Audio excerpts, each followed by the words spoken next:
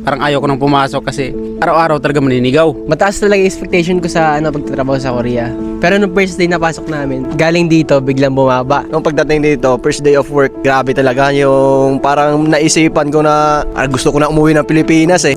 Parang ayaw sa akin makipagtrabaho ng Korean. Marami sa mga kababayan natin ang nakakaranas ng pangbubuli o discrimination, hindi lang sa mga Korean kung hindi sa kapwa nating Pinoy. Ano ang pinaka nahirapan kang sabihin o intindihin sa trabaho? Para sa akin, yung pag may inuutos ng mga Korean idol, nahihirapan nung intindihin. Siyempre, bilang mga Pinoy, hindi naman ganun kabihasa sa pag-Korean. Pero yung ginagawa ko usually, pag tinatanong nila ako, inuutusan nila ako, yung ginagawa ko, sa sign language na lang ako. Anong tips mo para sa mga gustong gumaling sa Korean para sa trabaho? Para sa akin, based on experience, ako nag-aral din ako sa Pinas, dun sa pinsan namin, tinuturuan kami. Hindi pala ganun kasapat na yung pinag-aralan mo, yung magagamit mo na dito sa pagdating mo sa Korea.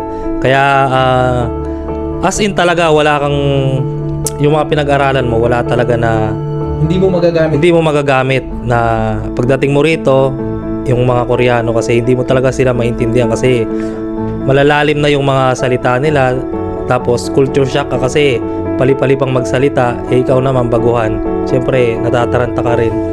Kaya payo ko lang talaga mag-aral talaga. Paano mo hinaharap yung Korean language sa trabaho? Sa akin naman, 2 years na ako dito pero mahirap pa rin ang Korean. Ang gukmal pero kailangan talaga yung presence of mind. Kasi sa trabaho, di mo naman naiintindihan yung mga Koreano talaga. Kasi may term sila na hindi mo maintindihan, kaya presence of mind lang talaga. Kasi kung presence of mind, meron ka nun. ka ng sobrang haba ng Korean language. Oo. Ano sinasabi mo? Wala. Tatango ka lang, tapos uuo ka. Tapos titignan mo na lang yung sinasabi nila. Parang Body presence language. of body language talaga. Tapos yun lang, tirahin mo na. Usually ako, lagi kong sinasabi sa mga bagong dating dito sa mga EPS na bagong dating sa Korea, lagi kayong mag-aral. Hindi porket nandito na kayo, hindi na kayo mag-aaral.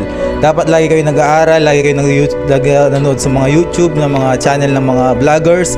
Katulad ni Royce the Vlogger, yan, marami kang matututunan ng mga salita sa Korea. Hindi porket nandito ka na, kailangan mag-aral ka pa rin. Yun lamang at maraming salamat.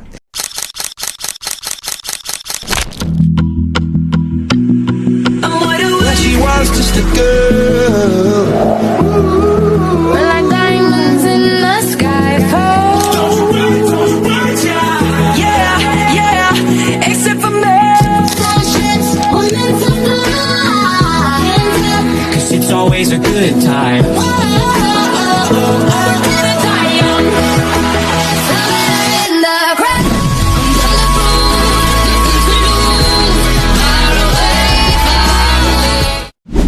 Pag abot ako diri sa Korea, kanang lisod juga ayo among ano diri gibuhat sa ng Koreano kauban ako. Sinya-sinyas game mura siya mga nang ano ba, mag amang ba.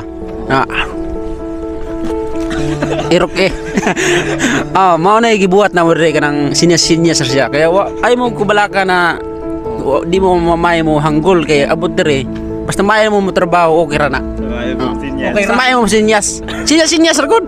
Yung okay ra na. Pareha sa gisulti ni Boss Kabogski, lisod jud kayo mag-communicate sa Koreano pag hina pa kay ka sa pag-Korean. Pero pareha sa gisulti ni Kabogski, sign language, yun lang. Lisod yun kayo kanang samot self-study or kanang gikan ra bitaw ka skills nga basta lang kay gi-exam dito, gi-exam dira, basta kay bahala na kasi mong kaugalingon. Bitaw yun di sa uray, nigabot nimo dire, nagtuo ka nga kahibaw na ka nya dili di ay. Kay lahi ang ilahang gitudlo, nya pag-abot po dire kay lahi pod. Wala kita mahimo kundi adjust na lang ikaw lang gyud mag-adjust imong kaugalingon. Sabton na lang gyud nimo kung unsay dapat sabton. Mataas talaga yung expectation ko sa pagtatrabaho sa Korea. Pero nung first day na pasok namin, galing dito, biglang bumaba. Kasi mahirap talaga, lalo kung una ka palang kalaban mo talaga yung homesick. Ayun, kasama ko yun, sa words, ganon, nanakit, tapos konting hampas, ganon. Ayun lang yung struggle ko sa work namin. Tapos sa Kisuksa naman, napakahina ng heater. Nakasagad na, di pa rin umiinit. About naman sa struggle sa pag-Korean. Pag-Korean, madali lang naman makapunta sa Korea. Ang mahirap talaga yung trabaho dito. Hindi yung sa salita. Salita. Nahihirapan ka ba makipag-conversation sa kanila? Oo, mahirap. Lalo kung yung KLC na pinili nyo, goal lang talaga is makapasa kayo sa exam. Makapasa sa exam at mapagmalaki nila kayo na galing kayo sa kanila. Oo, yun. Ano bang KLC mo? First day nung pagdating dito, first day of work, grabe talaga yung parang naisipan ko na gusto ko na umuwi ng Pilipinas eh. Pero iniisip ko na Yung ba na-expect na ganun yung may oo. mapupuntahan mo? Na parang, ba't pinapuntahan ko? ina-expect ko kasi yung maraming Pinoy makasama, mas madali lang yung maintindihan yung trabaho. Pero mali. Binanatang ka na ba ng Koreano? Tinapik ako ng isa kasi nagkamali ako eh. Pak! Yung punjang namin. Tas yung 4 lang kaming worker kasi family business. 2 Koreano, pujang, saka kunjang. Tas 2 lang kaming Pinoy. Tas mahirap kasi kami lang yung mga Dalawang Pilipino. Oo, 2 Pilipino. Parang ayaw sa akin makipagtrabaho ng Korean. Pag may gusto siyang iutos, parang kung 3 kami o 2 lang kami, hindi niya ako pipiliin. Alam na niya kasi na parang hindi ko pa kaya ang trabaho, tapos hindi ko pa naintindihan yung mga sinasabi niya. Tapos ganun, parang bobo ka pa. bobo pa ako. Tapos yan na yung umiiwas sa akin kasi alam niya hindi kami makaintindihan. Sinaktan ka naman ng Korean. Minsan. Pero ano lang yun, parang ganyan lang. Tapik-tapik lang. Ngayon, okay naman. All goods na. Okay na ngayon, ako na umiiwas sa kanya. Okay ra. Pag may ano na siya, bahala ka dyan.